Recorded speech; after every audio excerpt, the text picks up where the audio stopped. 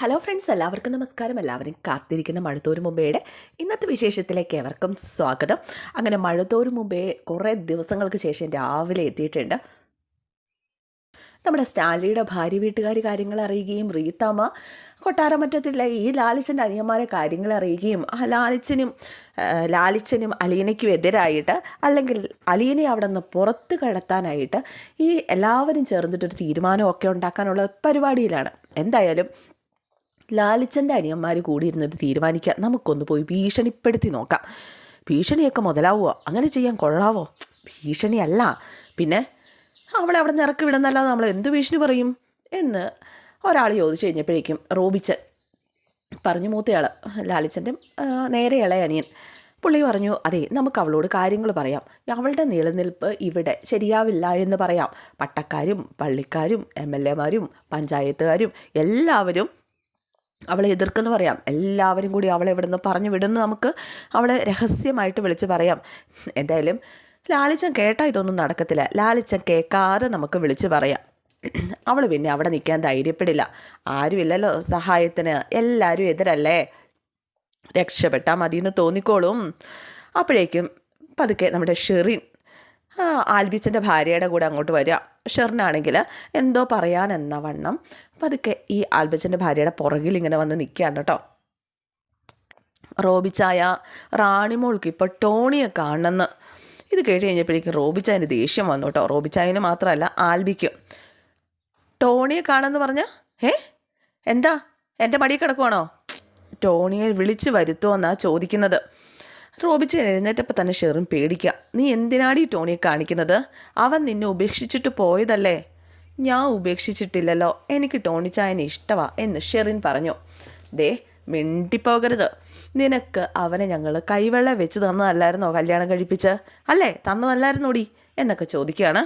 ഈ കുടുംബത്തിൽ ആർക്കെങ്കിലും കിട്ടിയിട്ടുണ്ടോടി അതുപോലൊരു ചെറുക്കനെയും അതുപോലെ സുഖമായ ജീവിതം?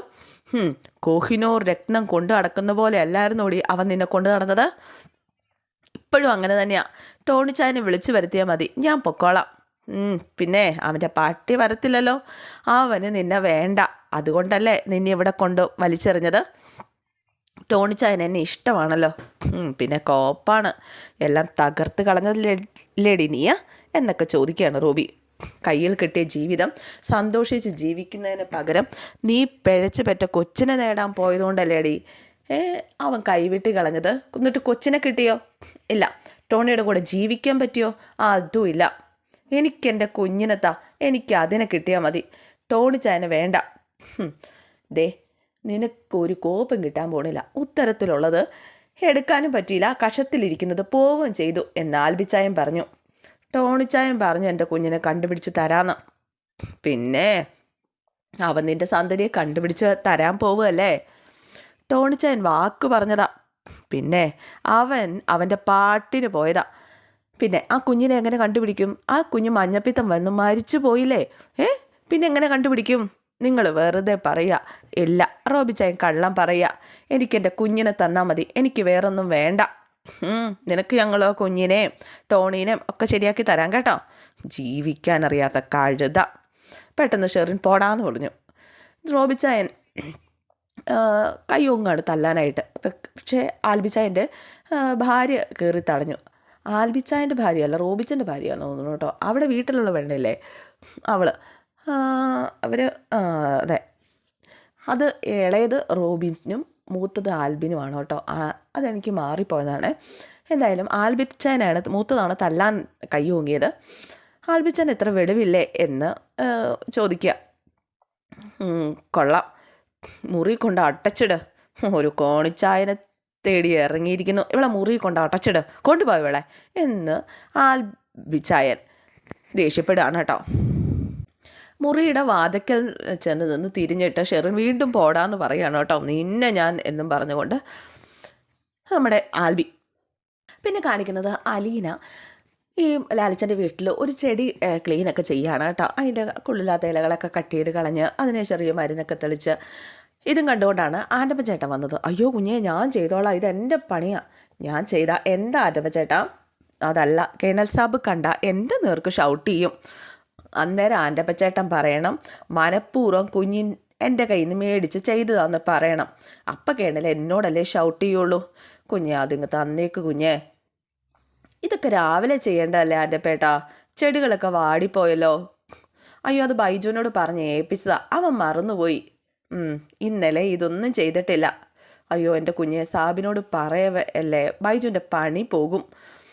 ഒന്നും വേണ്ടിയില്ല അലീന. പിന്നെ നമ്മുടെ ഔതക്കുട്ടിയുടെ വണ്ടി പതുക്കെ വരുന്നുണ്ട് കേട്ടോ. ഔതക്കുട്ടിയുടെ വണ്ടി ഒന്ന് ഓണടിച്ചതും അലീനയുടെ മുഖം ഒന്ന് നിറഞ്ഞു പുഞ്ചിരിച്ചു. ആൻ്റപ്പൻ അത് ശ്രദ്ധിക്കുകയും ചെയ്തു കേട്ടോ. ആൻ്റപ്പൻ ഏറ് കണ്ടിട്ടാണ് അത് നോക്കിയത്.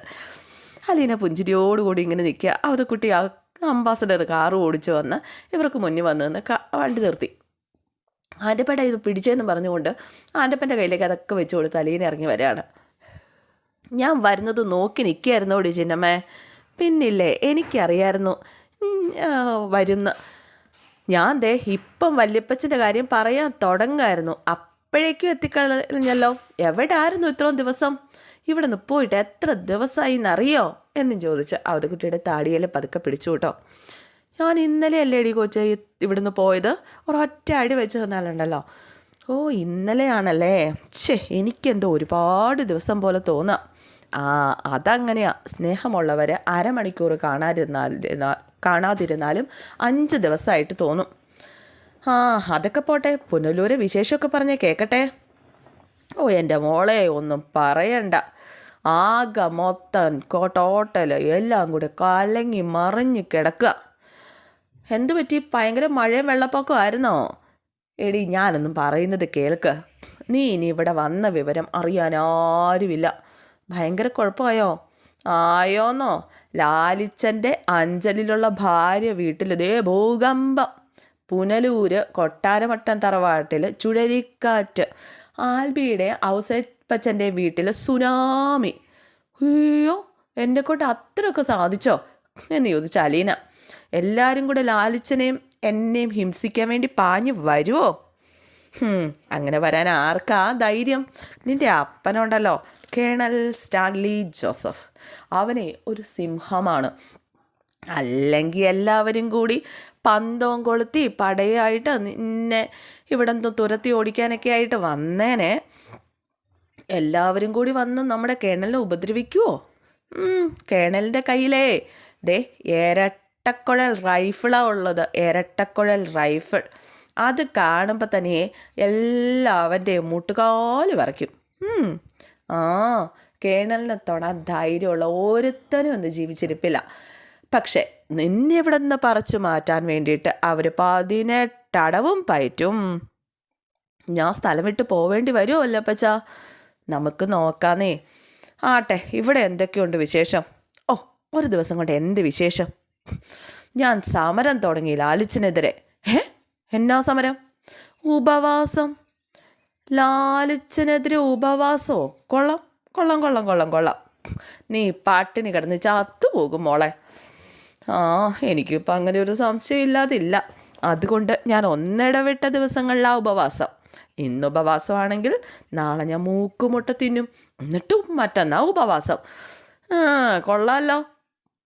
തോക്ക് പിടിച്ചേ ശത്രുവിൻ്റെ നേർക്ക് യുദ്ധം ചെയ്ത പട്ടാളക്കാരനോടാണോ കുഞ്ഞെ നിൻ്റെ നിരാഹാരം? അവൻ ഇതൊക്കെ വെറും പുല്ല്.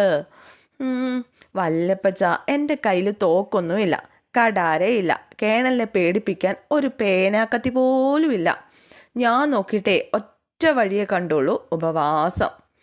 എടി മോളെ, ലാലിച്ചൻ അറിയാവോ നീ സമരം ചെയ്യാന്ന്? ഞാൻ പറഞ്ഞല്ലോ. മോളെ, അത് വേണ്ടായിരുന്നു. വല്ലപ്പച്ചൻ എനിക്ക് വാക്ക് തന്നിട്ടുണ്ട് എൻ്റെ കൂടെ നിൽക്കുള്ളൂ എന്ന്. അതൊക്കെ ശരി തന്നെയാണ്, എന്നാലും ഇത് കുറേ കടുപ്പമായി പോയില്ലേ? ആയില്ലേ? 1 ദിവസങ്ങളിൽ പട്ടിണി കിടക്കാന്ന് പറഞ്ഞാൽ മോളെ വിശക്കത്തില്ലേ? ഞാൻ എന്തോരം വിശപ്പ് സഹിച്ചിരിക്കുന്നു സ്നേഹനികേതനത്തിൽ വെച്ച് എന്ന് ചോദിച്ചു കഴിഞ്ഞപ്പോഴേക്കും കൊട്ടാരമറ്റത്തിൽ അവതയുടെ മുഖം അങ്ങോട്ട് താണു. വല്ലപ്പച്ച, വാക്ക് തെറ്റിക്കോ? ഇല്ല മോളെ, ഞാൻ നിൻ്റെ കൂടെയാണ്. സമരം നമ്മൾ ജയിക്കും വല്ലപ്പച്ച. ലാലിച്ചൻ കോംപ്രമൈസിന് വരും, ഉറപ്പാ എന്നലീന പറഞ്ഞു. എന്നാലും പട്ടിണി കിടക്കാത്ത സമരമായിരുന്നു നല്ലത്. ഇത് കുഴപ്പമില്ല വല്ലപ്പച്ച.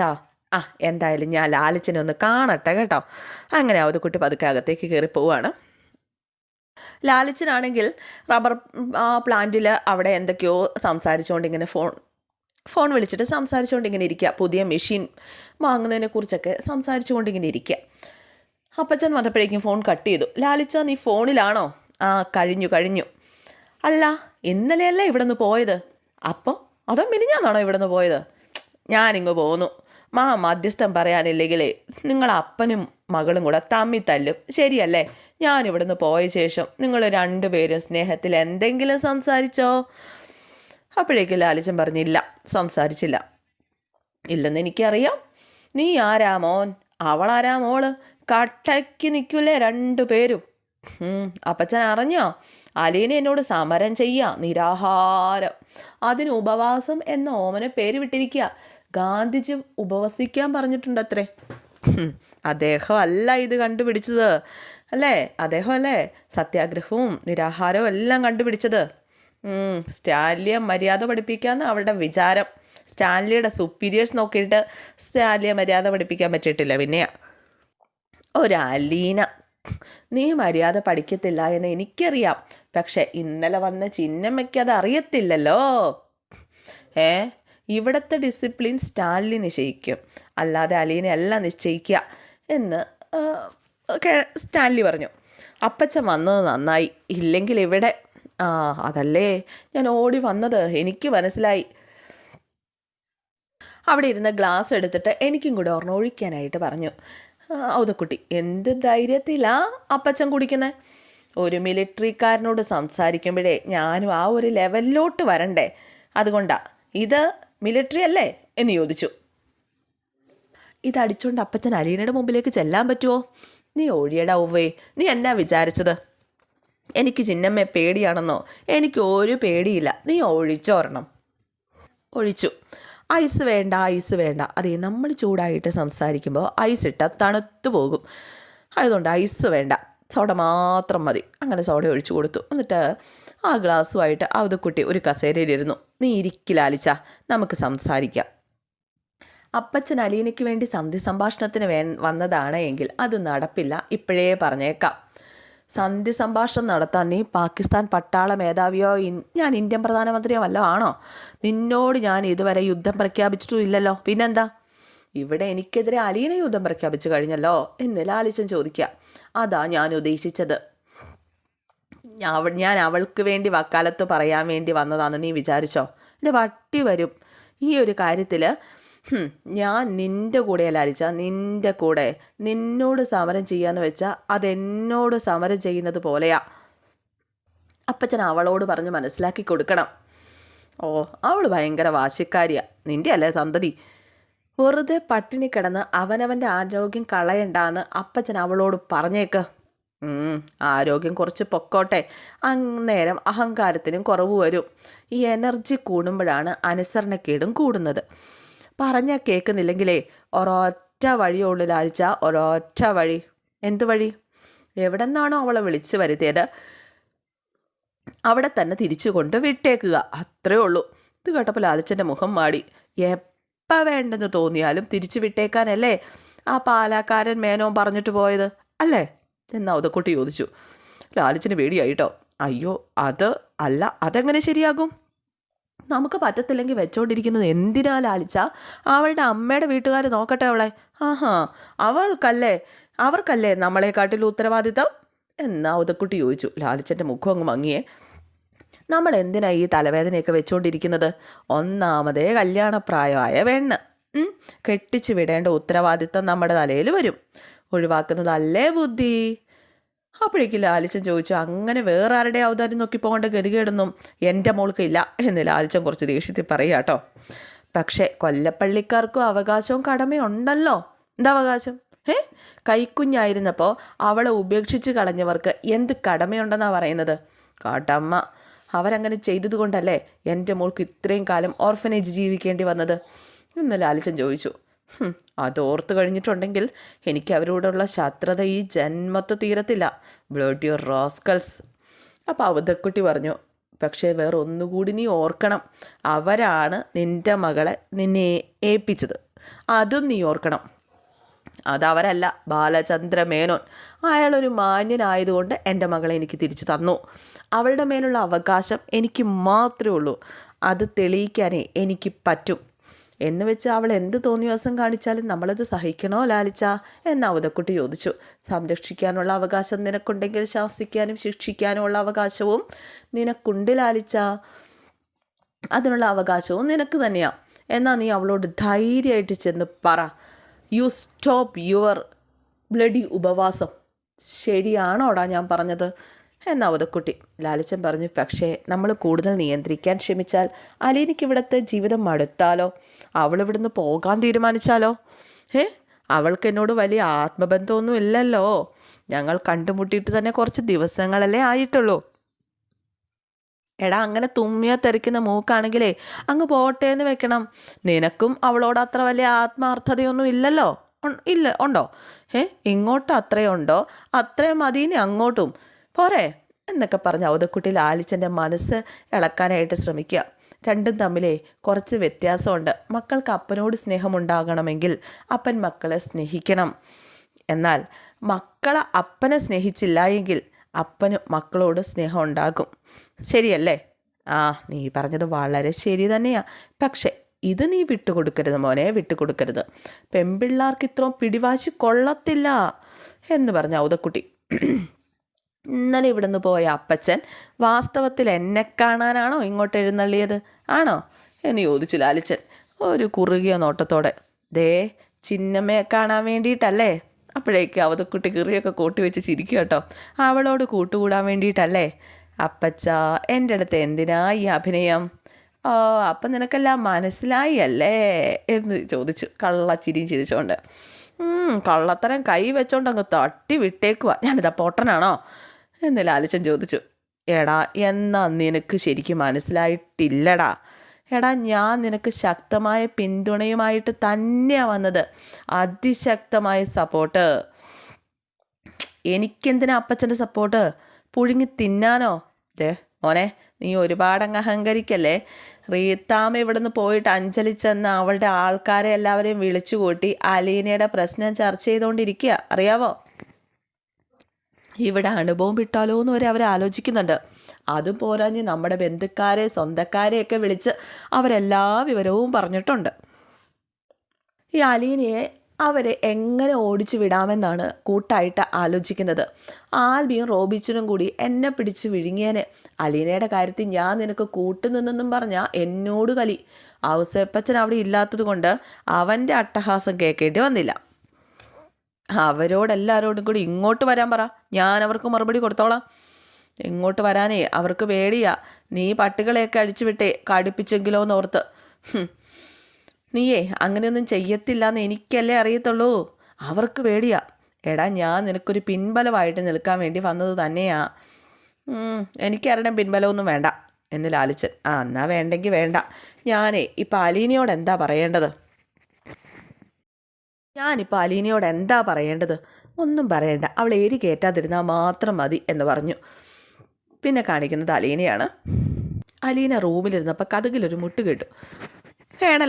കേണലിനെ കണ്ട് കേണലല്ല, നമ്മുടെ ഔതക്കുട്ടിയാണ്. കേണലിനെ കണ്ട് വിശേഷങ്ങളൊക്കെ പറഞ്ഞോ എന്ന് അലീന ചോദിച്ചു. അവനാകെ ദേഷ്യത്തില. ചിലപ്പോൾ പുനലൂർക്ക് പോകും. അതെന്തിനാ? ആർക്കറിയാം. എന്നെപ്പറ്റി എന്തെങ്കിലും പറഞ്ഞോ? നീ പ്രശ്നക്കാരിയാന്നാ പറഞ്ഞത്. അപ്പം ഞാൻ പറഞ്ഞു, നിന്നെപ്പോലൊരു അഹങ്കാരി ഇവിടെ വെച്ചോണ്ടിരിക്കണ്ട, പാലായിക്ക് വണ്ടി കയറ്റി അങ്ങോട്ട് വിട്ടേക്കാൻ. അങ്ങനെ പറഞ്ഞോ? അന്നേരം കേണൽ എന്നാ പറഞ്ഞു? അവൻ പിടി തരത്തില്ലെന്നേ. ഞാനേ നിൻ്റെ കക്ഷിയാണെന്ന് അവന് മനസ്സിലായി. അവൻ അതങ്ങനെ ചോദിക്കുകയും ചെയ്തു. വല്യപ്പച്ചനോട് ദേഷ്യപ്പെട്ടോ? എന്നോടും അത്ര രസത്തിലല്ല. അതൊന്നും സാരമില്ല. പക്ഷെ ഈ ഉപവാസം വേണോ മോളെ? സ്വന്തം തടി കേടാക്കുന്ന പരിപാടി വേണമെന്നൊന്നും ആൾ ആലോചിക്കുക. എൻ്റെ തടി കേടായാലും വേണ്ടില്ല അപ്പച്ച. ഒരാളുടെ മനസ്സിൻ്റെ കേട് തീർക്കാൻ വേണ്ടിയിട്ടല്ലേ. ഇതിൽ ആലോചന കേൾക്കണ്ട കേട്ടോ. ഒരു കാര്യം എനിക്ക് തീർച്ചയാ വല്യപ്പച്ച, ഈ സ്റ്റാൻലി പപ്പയും ഭാര്യയും മക്കളും കുടുംബക്കാരൊക്കെ ആയിട്ട് എന്തൊക്കെയോ പ്രശ്നങ്ങളുണ്ട്. വല്യപ്പച്ചൻ അതൊന്നും എന്നോട് പറയുന്നുമില്ല. എൻ്റെ പൊന്നു മോളെ, എന്താ പ്രശ്നം? എനിക്കതൊന്നും അറിയാൻ മേലെന്നേ, സത്യമായിട്ടും അറിയാൻ മേല. അല്ല, കേണലിൻ്റെ വൈഫെൻ്റെ ഇങ്ങോട്ട് വരാത്തത്? ഒരു പ്രാവശ്യം പോലും വന്നില്ലല്ലോ. അഞ്ചൽ എന്ന സ്ഥലത്തുനിന്ന് കുറച്ച് ദൂരമല്ലേ ഇങ്ങോട്ടുള്ളൂ. ഇത് കേട്ട് കഴിഞ്ഞപ്പോഴേക്കും എന്തായാലും നാളത്തെ എപ്പിസോഡിൽ നമ്മുടെ റോബിച്ചനും ആൽബിച്ചനാണ് ലാലിച്ചനോട് സംസാരിക്കുന്നത്. ഫോൺ വിളിച്ച് സംസാരിക്കുന്നുണ്ട്. അവിഹിത സന്തതി എന്നൊക്കെ സംബോധന ചെയ്തിട്ടാണ് പറയുന്നത്. എൻ്റെ മകൾ ഓർഫനേജിൽ ജീവിക്കുന്ന അനാഥ എന്ന് കേൾക്കുന്നതിലും നല്ലത് ആ പേര് തന്നെയാണ് എന്ന് ലാലിച്ചൻ തിരിച്ചും പറയുന്നുണ്ട്. ഞങ്ങളതങ്ങ് സഹിച്ചു, എൻ്റെ മോൾക്കും എനിക്കും കുഴപ്പമില്ല. നിങ്ങൾ മാത്രമല്ലല്ലോ നാട്ടുകാരും ഞങ്ങളും ഒക്കെ സഹിക്കണ്ടേ എന്ന് ചോദിച്ചുകൊണ്ട് ആൽബിച്ചൻ ദേഷ്യപ്പെടുകയാണ് കേട്ടോ. പിന്നെ അലീന ഉദക്കുട്ടിയോട് സംസാരിക്കുന്നുണ്ട്. അപ്പോൾ കരഞ്ഞാണ് പറയുന്നത്, എൻ്റെ മോളെ നിന്ന് വിളിച്ചാൽ മതി, ഞാൻ ആ മടിയിൽ നിന്ന് വീഴുമല്ലോ. എൻ്റെ മോളെ നിന്ന് മോളെ നിന്ന് വിളിച്ചിട്ട് മരിച്ചാൽ മതി എനിക്ക് എന്നൊക്കെ പറഞ്ഞുകൊണ്ട് കരയാണ്. ഒരു പക്ഷേ അത് ഇവളുടെ അമ്മയെക്കുറിച്ചായിരിക്കും അല്ലേ, അല്ലാണ്ട് ലാലിച്ചനെക്കുറിച്ച് അങ്ങനെ പറയുമോ? അതോ ലാലിച്ചൻ ഇനി അലീന അത് മാത്രമല്ലേ വിളിക്കാറുള്ളൂ, അതുകൊണ്ടാണോ? എന്തായാലും നമുക്ക് കാത്തിരിക്കാം. എല്ലാവർക്കും ഇഷ്ടമായി എന്ന് വിചാരിക്കുന്നു. ഇഷ്ടപ്പെട്ടിട്ടുണ്ടെങ്കിൽ ലൈക്ക് ചെയ്യാനും കമൻറ്റ് ചെയ്യാനൊന്നും മറക്കണ്ട കേട്ടോ. എന്തെങ്കിലുമൊക്കെ ഒരു വാക്ക് എനിക്ക് വേണ്ടിയിട്ട്, ഈ കഥയ്ക്ക് വേണ്ടിയിട്ട് ഒന്ന് കുറിച്ചോളൂ. See okay, thank U.